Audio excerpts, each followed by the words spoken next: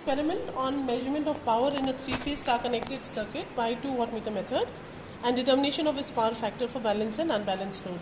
So this is the apparatus which is required, which I will just show you, which is on the table, and this is the circuit diagram according to which we will be making the circuit diagram. So first we see that this particular circuit that we are using is with respect to a three-phase supply, right? So the three-phase supply will be passing through the three-phase variac, and this is the input to the three-phase variac, and this is the output from where we will be taking the supply. Now the power which we will be, or the voltage that we will be applying into the circuit will be with respect to the line value, and this line value will be, as we all know, in three-phase circuit we have 415 volts. So we will be taking a voltmeter and considering the range up to 500 volt. And then we will be connecting an ammeter so that we will be able to read what is the current flowing through, and 2 wattmeters. So these 2 wattmeters are going to be measuring the power based on how the load is going to be connected to, or the supply is going to be given to the load. Now in this particular experiment we have a combination, or we can measure the power with respect to a balanced and unbalanced three-phase circuit. A balanced circuit is basically that circuit in which all the 3 loads are equal and the current flowing into each of the 3 phases is same.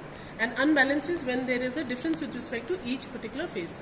So now I'm going to show you how exactly we will conduct this experiment.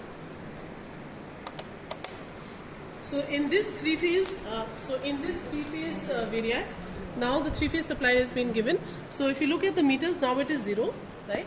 And so we will apply a voltage.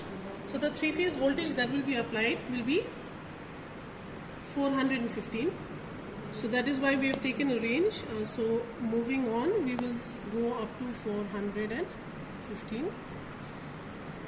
And if you look at the meter readings, that is the ammeter and the wattmeter, right now it is 0 because there is no load which is going to be, no load which has been connected to the circuit. This load will be switched on with respect to the switch. So if I am going to consider the power for a balanced circuit, I will have the same number of switches for each phase. So if you look at this, now I have switched on one switch for R, Y and B, and we see that there is a certain amount of power being consumed in both wattmeters and the small amount of current which is going to flow through. This current will increase if I start to increase the loads. So if you look at it, now we've seen that the current starts to increase. So taking the value of the current which is flowing through and wattmeter W1 and W2, we will be able to calculate what is the total power which is being consumed through this particular formula. So if W1 is the wattmeter reading in first phase and W2 is wattmeter reading of the third phase, current is I is the current flowing to the ammeter, we can calculate what is the total amount of power and what is the phase angle which is going to be created, that is the power factor. So a sample of the observations, as you can see here, where W1 and W2, the wattmeter readings that I have just shown you, and this is the total power which is being consumed in the circuit. So this is for balanced load, and we can calculate the power factor.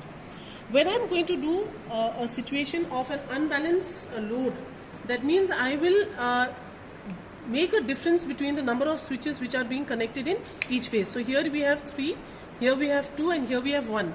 So if you look at the readings, so there will be a difference with respect to the wattmeter, W2, W1 and the value of current. So that is what we have for the balanced and the unbalanced load. So we can calculate the power factor with respect to this.